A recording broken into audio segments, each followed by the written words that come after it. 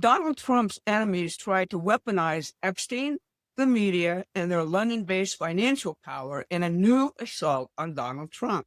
But now their narrative is flipping, as Epstein's own words, Trump's lawsuit against the BBC, and his attacks on the British drug finance machine all converge into one story about who actually runs the sex, drugs, and regime change racket. Let's hear Trump hater and close Epstein confidant Michael Wolff blow up the Democrats' Epstein scandal. Epstein believed that it was Trump who first informed the police about what was going on at Epstein's house. And from that point on, they were nothing but bitter enemies. That's right. Epstein thought Trump turned him into the feds, and he hated Trump for it. The president will also be suing the BBC, disrupting the British drug trade in the Caribbean, and building the conspiracy case against the 10-year British coup against Donald Trump and the American people. But if you listened to the mainstream media last week and much of social media, you'd believe that Trump is on the ropes because he is hopelessly out of touch on the cost of living, Epstein, and even the 2 assassination attempts against him. That's the desperate narrative they're selling. I'm Barbara Boyd, and I'm the co-author of the ebook, A Police Dossier. It's the British who murder our presidents. You can get it by following the link in the description. I've also written about the British instigated attacks on Donald Trump ever since they started back in 2015. Today, I'm going to first show you how Trump has blown up the Epstein scandal. Then I'll talk about the huge conspiracy case being put together against the insurrectionists and the president's focus on conveying what he's actually doing on the economy.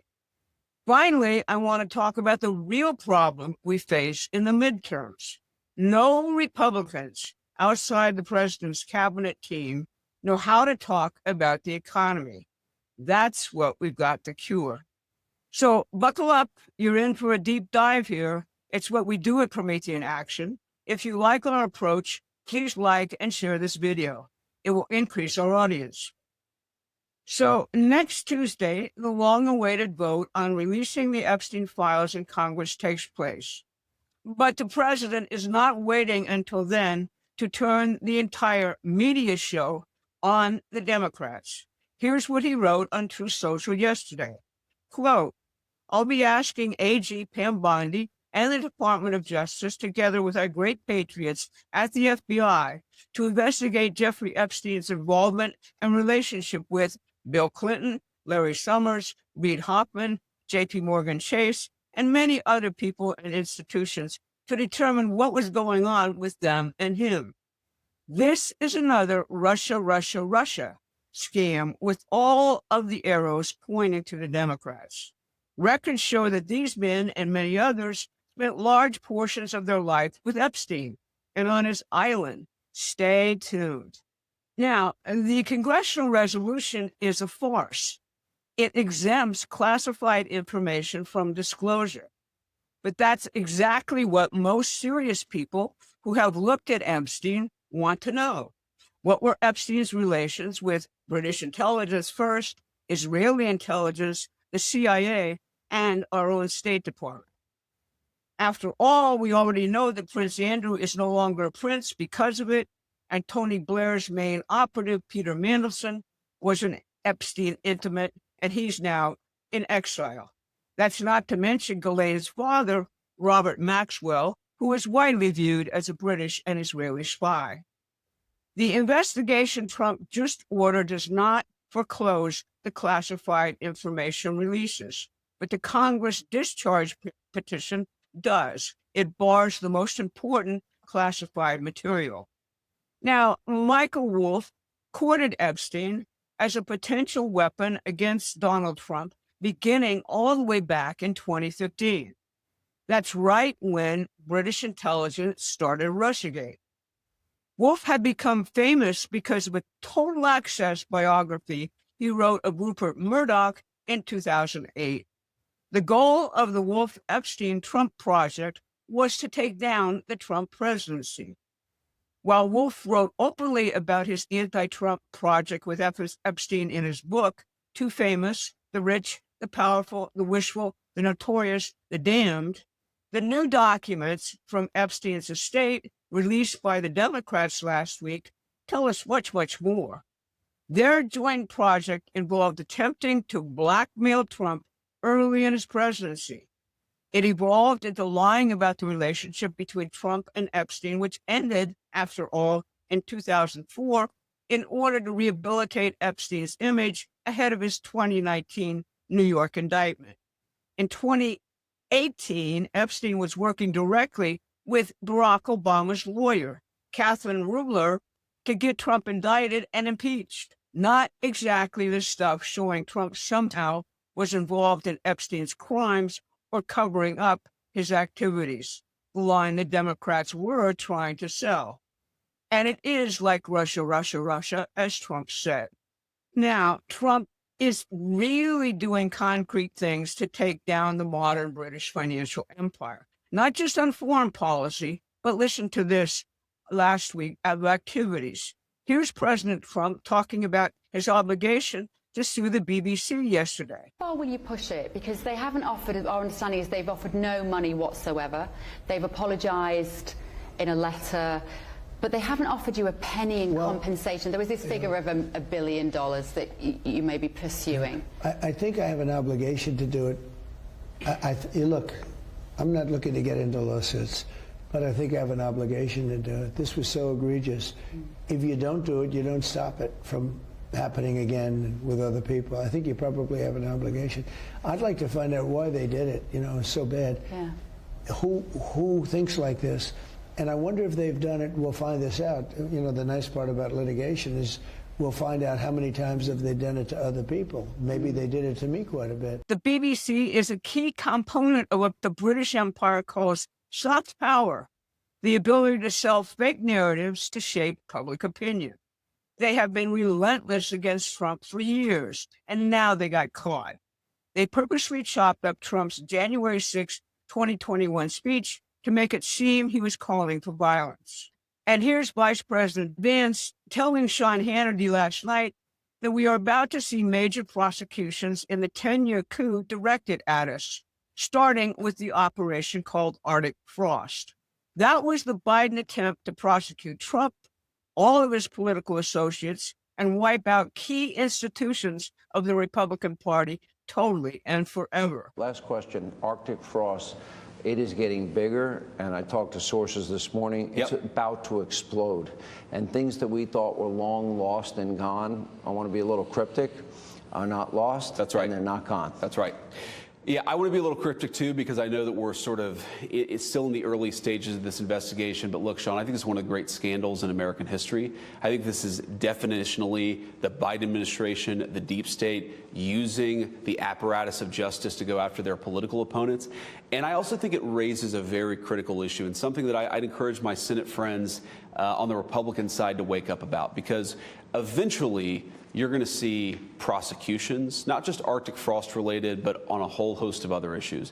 Eventually, we need certain subpoenas that have to be issued by a court. Eventually, you need local prosecutors, U.S. attorneys, to go after some of these people in a court of law. If you can't get a U.S. attorney appointed because the Democrat won't give you a blue slip, or you can't get a judge confirmed because the Democrats are gumming up the work of the Senate, Republicans have got to open up their perspective a little bit. Vance is saying the key holdup on these prosecutions is the Senate process, which allows Democrats to block Trump's judicial and U.S. attorney appointments. He is calling for an end to that as a matter of national survival. The Washington Post flipped out on Tuesday about, quote, tears in the special relationship between the U.S. and the British. The president has put a full military and intelligence contingent into the Caribbean, where the British and the Dutch still have territories. The intent of his Operation Southern Spear is to totally wipe out the drug trade in our hemisphere. Why did the Brits cut their former intelligence sharing relationship with us in this area? The British offshore havens in the Caribbean are infamous for drug money laundering. Those who know call them the Caribbean branch of the Bank of England. So you're seeing a big pushback from the drug trade and their British imperial sponsors. Their fake news line this week, they say the president is about to engage us in another forever war by wiping out the drug trade. Makes a lot of sense to me. A U.S. surveillance mission and covert ops mission followed by military action endangers both the covers for British operations and their operatives themselves. So the problem isn't an intention to cover up any aspect of this conspiracy. It's the Senate's insane blue slip policy, which is holding up judicial appointments and U.S. attorney appointments necessary for these cases to proceed. So you can see that President Trump has launched a multi-point attack on central institutions of the modern British financial empire. That's why the attacks on him revved up to such a high pitch over the last 2 weeks. Now, let's talk about the problem with the economy. Here is J.D. Vance talking last night about the affordability crisis many Americans are still experiencing because of the hangover from Biden's economic disaster. I know that there are a lot of people out there, Sean, who are saying things are expensive. And we have to remember they're expensive because we inherited this terrible inflation crisis from the Biden administration. But you've already seen signs that things are getting better. The price of eggs has gone way down. The price of energy has gone way down. The price of gasoline has gone way down. And as we know, when the price of energy goes down, that starts to filter out into the entire economy, but that also takes a little bit of time. There's another component of this, Sean, which to me is maybe the most important because I care so much about our young people being able to afford a good life. A lot of young people are saying housing is way too expensive. Why is that? Because we flooded the country with 30 million illegal immigrants who were taking houses that ought by right go to American citizens. And at the same time, we weren't building enough new houses to begin with, even for the population that we had. So what we're doing is trying to make it easier to build houses, trying to make it easier to build factories and things like that so that people have good jobs. We're also getting all of those illegal aliens out of our country, and you're already seeing it start to pay some dividends. The problem we have ahead of the midterms is not that Trump isn't on the right track. It is that there are very few Republican congressmen or senators who have a clue about the American system economics that Trump administration is practicing. They are wedded to British free trade doctrines. They believe, like the majority at the British-centered Federal Reserve, that tariffs lead to higher prices and inflation. Some of them, tied to the big bucks Koch brothers Americans for Prosperity, are out to destroy Trump in 2026. But even some Fed economists have recognized the error of their ways. A team at the San Francisco Fed took an honest look at historical data and reported back last week that tariffs actually lower inflation. Persistent devotion to failed economic models had led others to the worst and wrong conclusion. The San Francisco Fed team, however, did not acknowledge the main reason for the president's tariff and trade policy. We have to drag manufacturing and supply chains back to the United States if we are to survive and lead as a nation. That's the only way young Americans can have a terrific future. Committee Action's main mission now and into the midterms is to cure this potentially fatal ignorance of Republican candidates through our videos, our writings, and our classes. The toolkit on our website is a start on this project. We need to expand it and grow our video briefings and written articles at the same time.